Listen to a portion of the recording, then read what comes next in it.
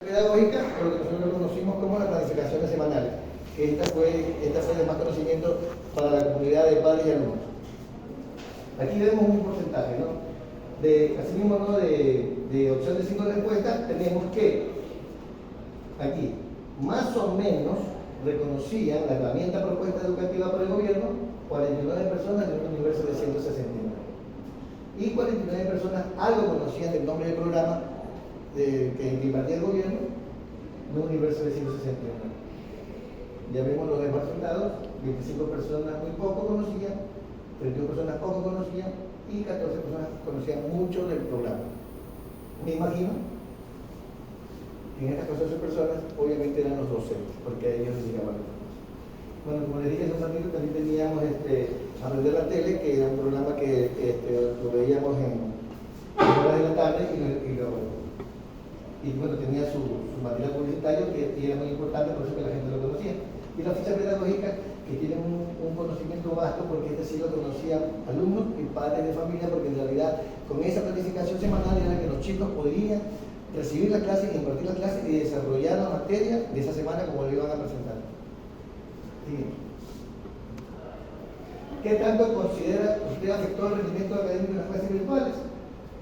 Aquí vemos también en una respuesta múltiple, vemos que mucho, 59 personas de 169, que sí afectó las clases virtuales en su rendimiento final.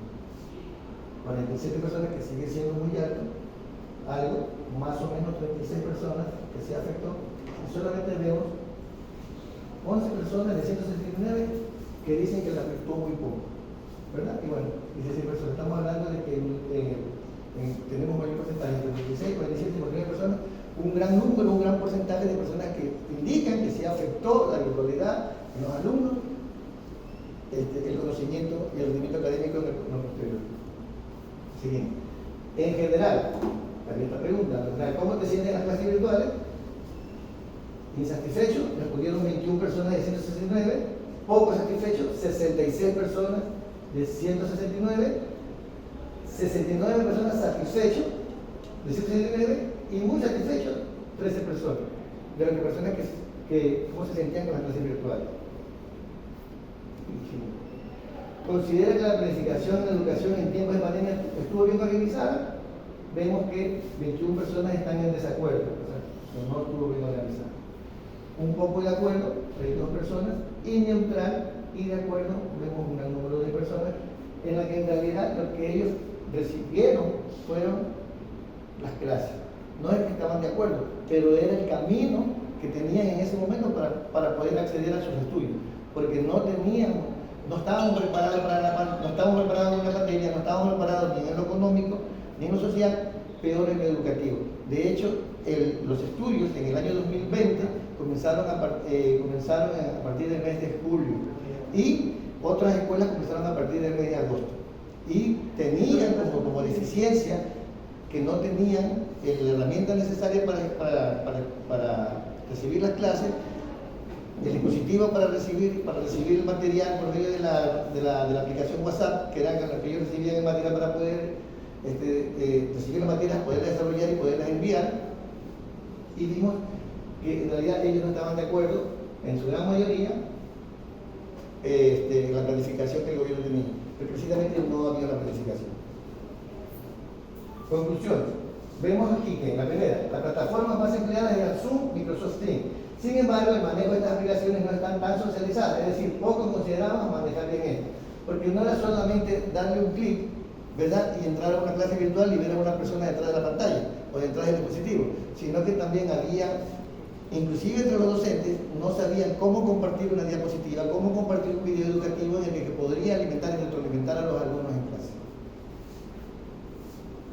En la segunda, vemos que las herramientas dadas por el gobierno fueron el plan educativo Aprendamos Juntos en Casa, el proyecto televisivo Aprender la Tele y las fichas pedagógicas con las planificaciones semanales por sobre abajo.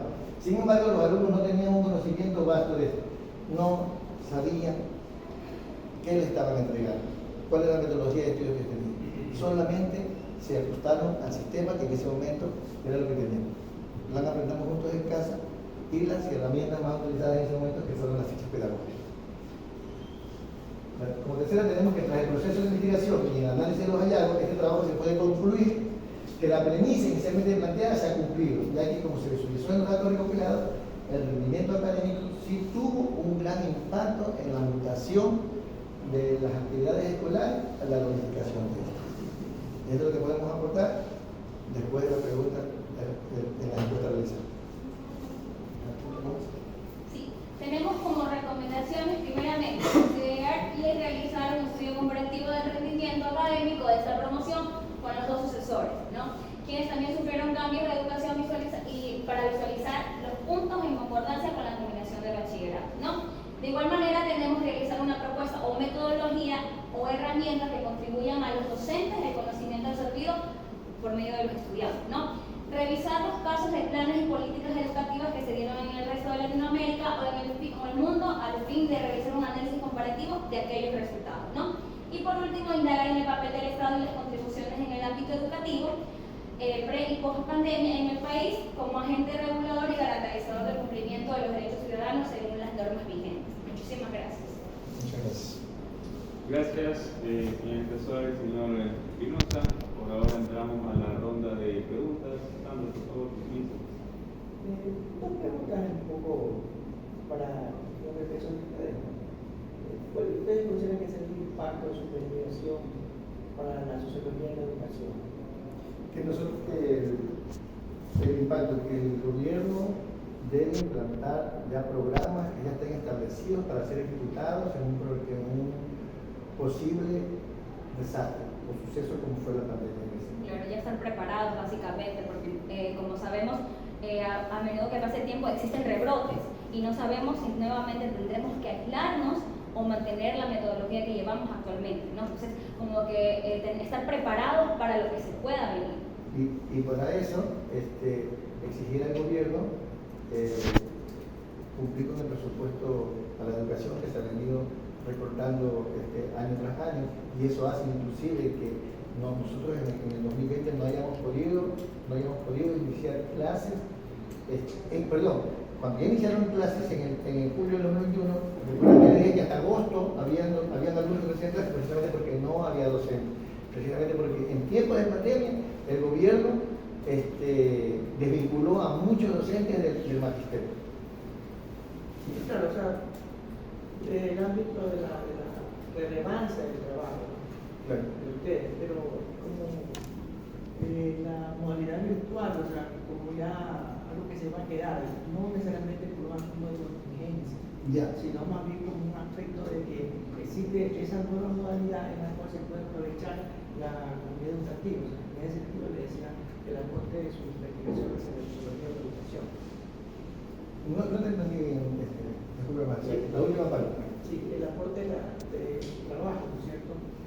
Como una nueva forma de ver la educación en el siglo XXI, ¿no es cierto? Ya. En la actualidad. Sí, ya. En las recomendaciones, nos decía la compañera, ¿verdad? Que el gobierno es el que tiene que atender este asunto de la educación. No tiene que hacerlo con los estudiantes, tiene que hacerlo con los maestros en sí. Preparación, herramientas para que ellos puedan desenvolverse mejor, mejores plataformas, internet en zonas rurales, claro que sí. Y dentro de la ciudad también sabemos que el internet, hay horas picos en que el internet no sirve para nosotros poder tener una virtualidad con unas clases online directamente. Entonces, hay infraestructura, personal humano, incrementar en los planes de educación a los propios docentes, prepararlos a ellos mismos. El incremento de docentes, porque no podemos ver también que por el hecho de la virtualidad, tener 100, 120 o 140 alumnos con un solo docente. Es imposible. Nosotros podemos tener una buena herramienta, pero a esa buena herramienta tenemos que también darle, equiparle de la mejor manera para que se tenga un mejor desarrollo. Claro, por eso mencionábamos dentro de las recomendaciones que podríamos analizar básicamente la política de otros países, ¿no?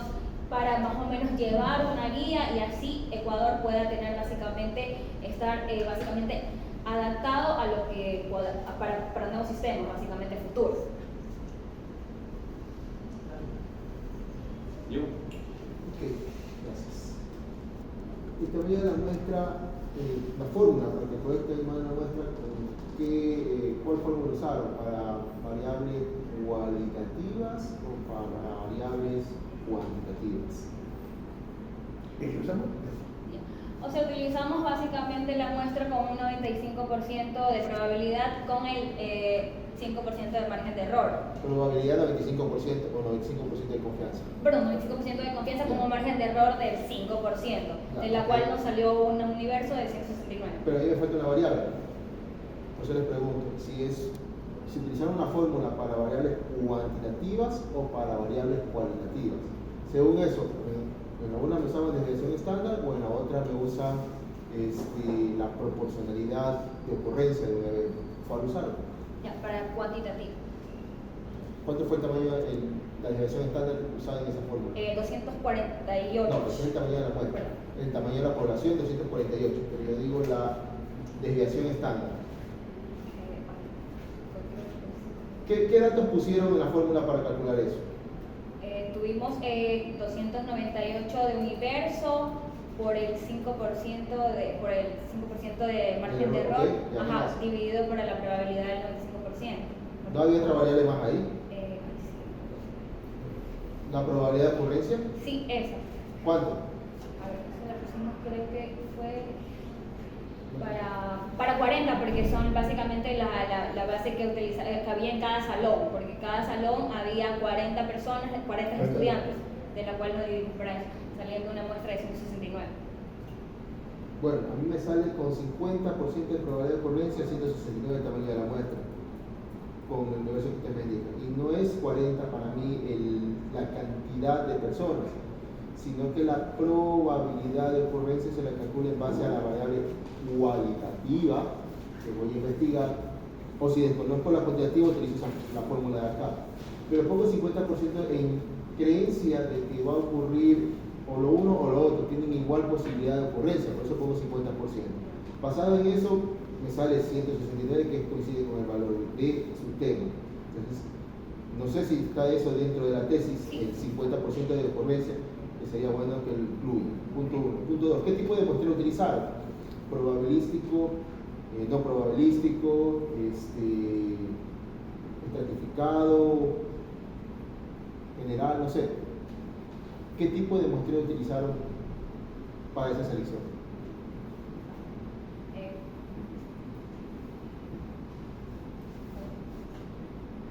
Pero fue general, lo usamos de manera general. No dividieron nada. Cogieron a todos, metieron en una bolsa y ahí sacaron la muestra. O sea, sí utilizamos básicamente, como le explicaba, utilizamos el universo, o sacamos el universo de 298. Claro, ese es el universo. De ahí escogieron los 169, sin ninguna división, sin hombres, sin mujeres, sin nada. Utilizamos básicamente la probabilidad y el margen de error. Bueno, ese es un tema aparte para que puedan también a la muestra. ¿Cómo seleccionaron las personas? Ya. Básicamente, ahí fue lo que les mencionaba, ¿no? Que utilizamos básicamente la selección de la cantidad de alumnos que había en cada salón.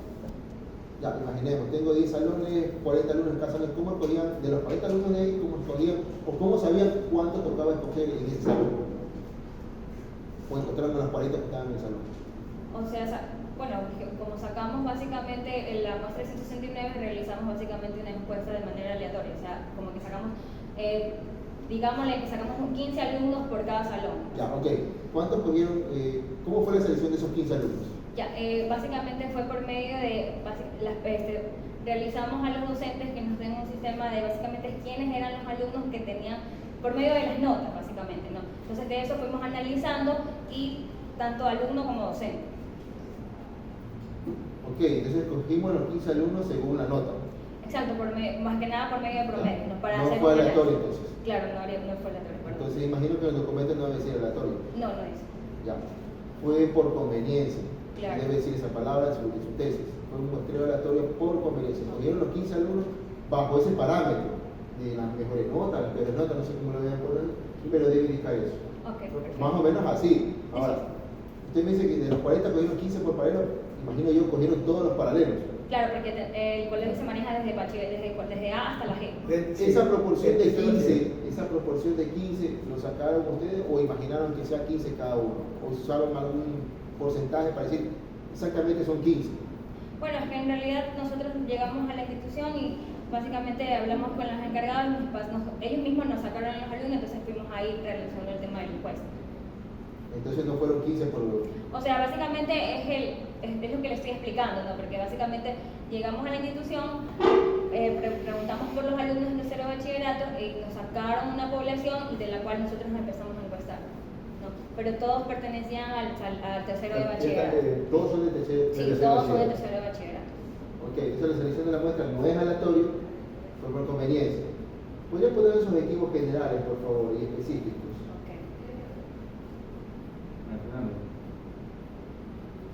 Objetivo general, por favor.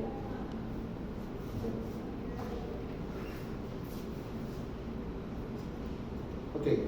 Analizar el plan educativo, aprendamos juntos en casa entre los estudiantes del colegio y centro de oferta de la. Objetivo específico, identificar factores causales y efectos. No vi en las conclusiones cuáles son los efectos, son los factores de causa. Imagino yo, identificar los factores causales y efectos que coexistieron en la realidad escolar en tiempos de pandemia. Que coexistieron. Bueno, en las conclusiones no veo causa y efecto que analizaron. ¿Cuáles fueron las causas para alguna eventualidad? Claro, las causas fueron básicamente el tema de la virtualización tras la pandemia, y fue una de ellas. Y también fue básicamente el desconocimiento de las herramientas tecnológicas y por último la realidad socioeconómica. Ya. Ajá, esos fueron los efectos. Las causas. Sí. Y sus efectos fueron básicamente la deserción escolar y la ineficiencia del plan educativo y por último la complejidad a la inserción a las clases. O sea, ¿Cómo medimos si fue deficiente esa parte educativa? ¿Cómo midieron esa deficiencia? ¿Cómo es deficiente? Por medio de las encuestas. ¿Por medio? Por medio de las encuestas. Es decir, lo que me dijeron los alumnos... Hay un impacto en el rendimiento de los alumnos. Aunque haya sido direccionado cuando hicimos las encuestas, ellos nos cuentan que sí tienen un impacto en varias preguntas que no fue a favor de ellos. La plataforma, las clases virtuales, la comprensión de los alumnos. Porque estamos hablando cuál fue el impacto del rendimiento de los alumnos en la virtualidad o en la utilización en tiempos de pandemia. Pero en tamaño de la muestra veo que si ahí lo dicen, no especifican si dividieron, por un lado voy a encontrar alumnos, por otro lado voy a encontrar profesores. Y en lo que escuché en la exposición, hablaban como que todos nos metieron en un solo saco, alumnos y profesores, y ahí vemos cuántos dijeron tal cosa, cuántos dijeron. Inclusive una pregunta dice, ¿cuando daba clases o cuando recibía clases? Entonces, ahí yo tengo un punto, no sé, los demás profesores están de acuerdo, pero para mí era de haber dividido en dos poblaciones distintas. Uno docente, porque es una opinión distinta del docente desde su punto de vista, y otra opinión de los estudiantes. No haberlos mezclado todos en un solo análisis, ¿sí me explico? Entonces a lo mejor yo podía comparar qué dice el estudiante en esta pregunta, qué dice el docente en esta pregunta, y ver si hay una diferencia, por un lado. Por otro, sería importante ver que la mayoría de los resultados hablábamos de valores absolutos. Sería importante valores relativos como porcentajes. En algunas se salía la gráfica por tantos por ciento, que es, creo, mejor interpretativo que los valores absolutos, por un lado. Por otro, seguimos con los objetivos específicos, identificaron los programas y las herramientas pedagógicas, que no las vi tampoco en las conclusiones cuáles eran las herramientas, espero que estén en el documento. Ya identificar esa herramienta pedagógica, así ya sabe cocinado. Tampoco vi cuáles son los índices de eficiencia de la metodología implicada, porque imagino yo desarrollaron índices o copiaron algún índice de alguna otra entidad y la implementaron para medir ahí. Tampoco veo eso en esta exposición, ¿ya? Ni en los resultados ni en las conclusiones. ¿Qué me pueden decir también de esos índices? ¿Cuáles son los índices de eficiencia de la metodología? Reconocer los índices de eficiencia de las metodologías, ¿cuáles son? No me interesa la pregunta. Quiero saber cuáles son los índices. Ahí dice el tercer objetivo específico, reconocer los índices de eficiencia. El tercero es el último. ¿Cuáles son esos índices? Los índices de eficiencia es el rendimiento final del alumno. Aquí estamos midiendo el rendimiento del alumno. Ya, ¿cómo lo midieron?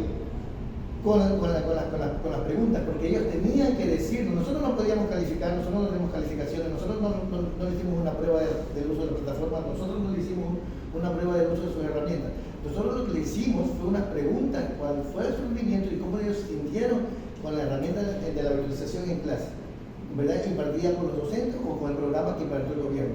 Ese rendimiento que nos expresa el alumno es el que nosotros pusimos como respuesta a usted, en la que dice que fue el rendimiento, si afectó mucho, en la mayoría fueron afectados en el rendimiento por la virtualización. Desde la percepción de ellos. Desde la percepción de ellos. Recuerde que nosotros hicimos un enfoque cuantitativo para medir la percepción. Cuidado. ¿Enfoque cuantitativo o cualitativo? Cuantitativo. ¿Por qué cuantitativo? Porque ¿Hicieron? Perdón, me estoy confundiendo. A ver, o sea, usted me dijo, ¿qué enfoque que le dimos? ¿Qué enfoque de investigación, ahorita que tocó el tema? ¿Qué enfoque de investigación? Cualitativo. Cualitativo. Sí. Claro, porque la mayoría de preguntas eran sobre cualidad, Sí, califique de 1 al 10, tal cosa. Sí. Por cierto, cuidado con esa confusión. Sí, porque aquí pusieron ustedes método cuantitativo. A ver, ¿en Un dónde? cuantitativo. Enfoque. Y un enfoque cuantitativo. A ver, ¿qué? Retroceda un poquito, por favor. Adelante. Utilizamos un método cualitativo. Lo digo. Adelante. Enfoque activo. Tipo descriptivo. Y un método cualitativo, que no es solo. No está ahí, enfoque cuantitativo, o a lo mejor mixto, si es que hay alguna variable cuantitativa ahí, pero solo dice cuantitativo. Porque escogimos, ¿cómo se llama? Un número de alumnos que fueron los alumnos del tercer bachillerato del colegio de Café. Estamos hablando de un número. No, eso no define si es el enfoque cuantitativo, el número o la cantidad. Lo que define es decir el estudio, las variables que van a participar dentro de esa investigación. Todas sus variables creo que son cualitativas. Entonces el enfoque es cualitativo y no cuantitativo. Yo puedo poner 1000 personas ahí y eso no lo convierte en un enfoque cuantitativo. ¿Sí me explico? Eso corrijan en la tesis de que está así. Sí. ¿Sí? Por mi lado, nada más para Sí, está así. Gracias, John. A ver, yo creo que John ha sido bastante exhaustivo con unas observaciones. Me parece que no hay correspondencia entre los objetivos y los resultados, cosa que es un poco grave, porque es como que ustedes quieren hacer un viaje y sin querer irnos a Salinas y terminen en Yaguachi. Entonces, eso, o sea, tiene que haber correspondencia entre lo que uno propone y lo que a dónde llega, ¿no? Si quiero con un avión y me voy a Panamá, entonces que el avión vaya a Panamá, no que vaya a Colombia o cerca, lo que sea, ¿no? Entonces, ese es un tema que es muy importante y que creo que sucede aquí. Omar, ¿qué es el método fenomenológico y por qué lo escogieron? Porque estamos hablando, Husserl habla de que hay un suceso.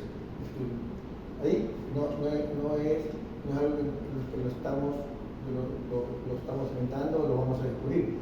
Ya existe un suceso, ya existe un fenómeno y sobre ese fenómeno es lo que nos hablamos nosotros.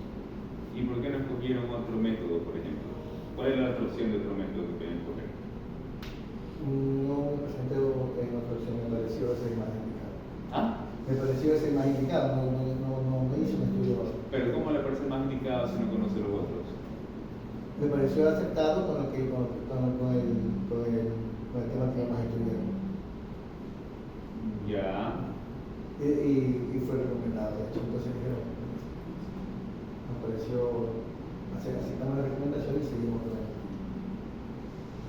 Ya.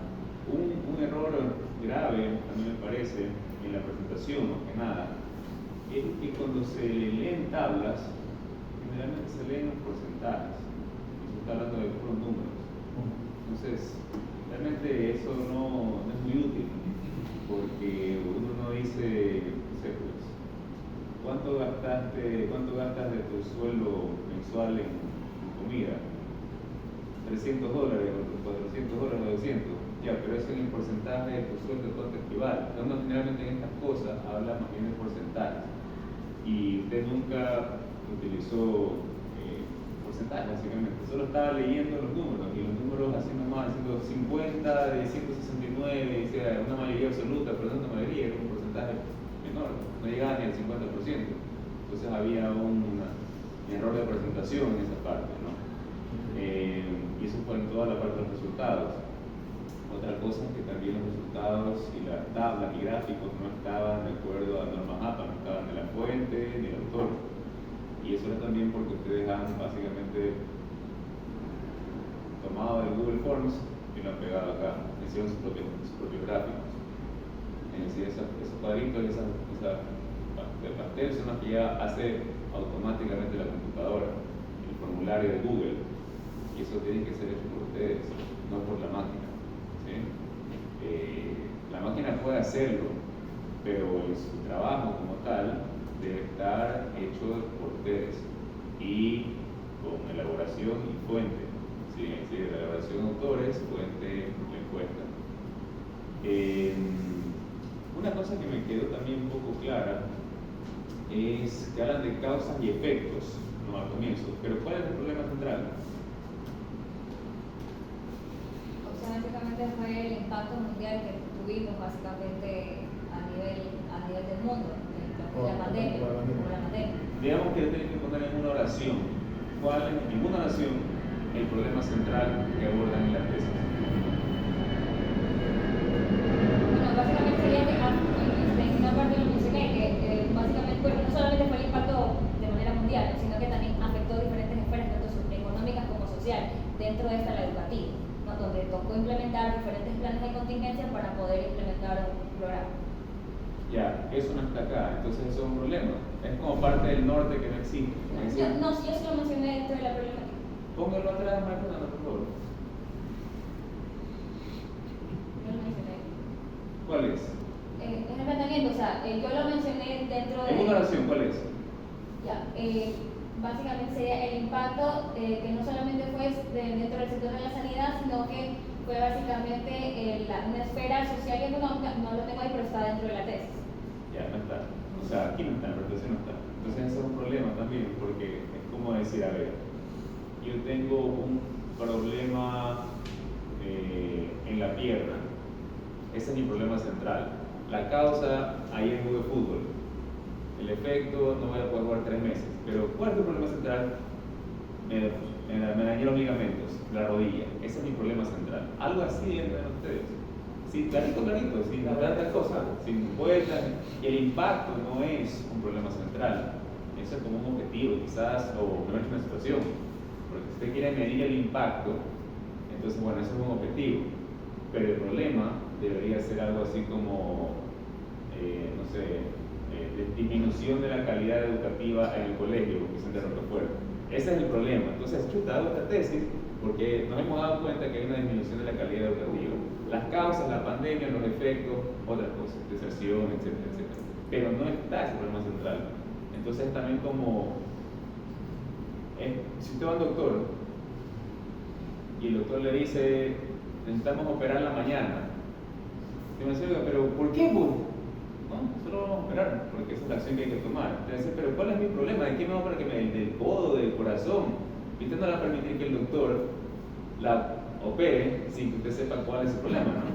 Entonces, acá pasa lo mismo. O sea, no está definido. Es como que el doctor simplemente le diga, mira, a usted le pasó esto y le va a pasar esto. Ya, chévere, pero ¿cuál es mi problema? ¿Que me va a morir? ¿Tengo cáncer? Yo qué sé. Ya, eso falta aquí y eso es importantísimo. Porque sin problema no hay solución y no hay nada que investigar. ¿Sí? Simplemente es una situación. Y aquí no está. Ese es el asunto. O sea, tienen lo siguiente, María Fernanda, tienen causas y efectos, pero ¿cuál es el problema? Ahí en el medio debería estar el problema. Y las causas deberían estar abajo y los efectos arriba.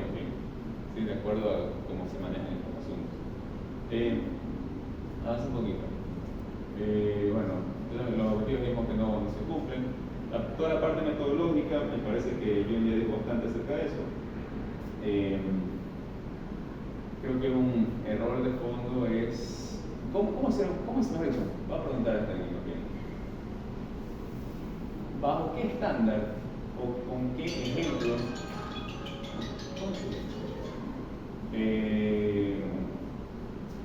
hicieron esas 15 preguntas? ¿Por qué esas 15 preguntas? ¿Por qué no 20? ¿Las tomaron? ¿De dónde las tomaron? ¿Dónde las sacaron? ¿Cómo las elaboraron? Bueno, las elaboramos nosotros mismos, básicamente, primeramente basándonos en el tema de que nosotros también fuimos estudiantes, ¿no? Y básicamente fue un análisis entre los dos que llegamos a la conclusión, de igual manera con nuestra tutora, entonces ella nos aprobó que estaban bien elaboradas, que estaban aptas como para poderla aplicar dentro de una encuesta. ¿Y revisaron algún tipo de estudio previo donde también, porque análisis o investigación educativa existe desde hace 50 o 100 años? Y ya el rendimiento académico, este tipo de cosas, ya es algo como que ya se viene estudiando, ¿no? Más o menos cuando también uno va al doctor, lo que hace es ponerle la cosita aquí, el locativo, le pone acá, o sea, ya hay un procedimiento al respecto. Entonces, ¿revisaron algún estudio previo que se haya hecho acerca de educación, de investigación educativa para medir justamente rendimiento o algo así? Se estaba revisando nuevamente, como se lo dije al compañero, pues hay un impacto sobre algo que nosotros creemos que el gobierno en un momento, como les decía, puede implementar a futuro. Como siempre la educación está evolucionando, nosotros no tenemos en Ecuador, nosotros no tenemos un programa como la virtualización como herramienta para dar las clases. La utilizamos, la seguimos utilizando y de hecho las universidades la están implementando. Ahora, nosotros estamos preparados o estamos entregando las herramientas tanto a los docentes como al alumno por medio, hablamos del circo, ¿no? de todo lo que viene, de todo lo que viene con el Estado como aporte de la educación. Ese es el impacto. Los estudios investigativos de educación van a ver. Ya, ¿no? Eso no responde a mi pregunta. Mi pregunta es si ustedes revisaron otros estudios previos y de quiénes y de dónde. No, de hecho en las recomendaciones recién se indica que se deberían realizar estudios previos porque nosotros hablamos de un programa que se implementó en pandemia, ¿verdad? De hecho, todavía otros países todavía no tienen resultados del impacto de las clases virtuales o la virtualización utilizada como resultado. No hay todavía estudios, solamente hay estudios de caso como que nosotros hemos presentado. Si sacamos nosotros un estudio de la Universidad Andina, ¿verdad? En un lugar apartado de Quito, que también hablaba sobre el impacto que tuvo las clases virtuales en tiempos de pandemia.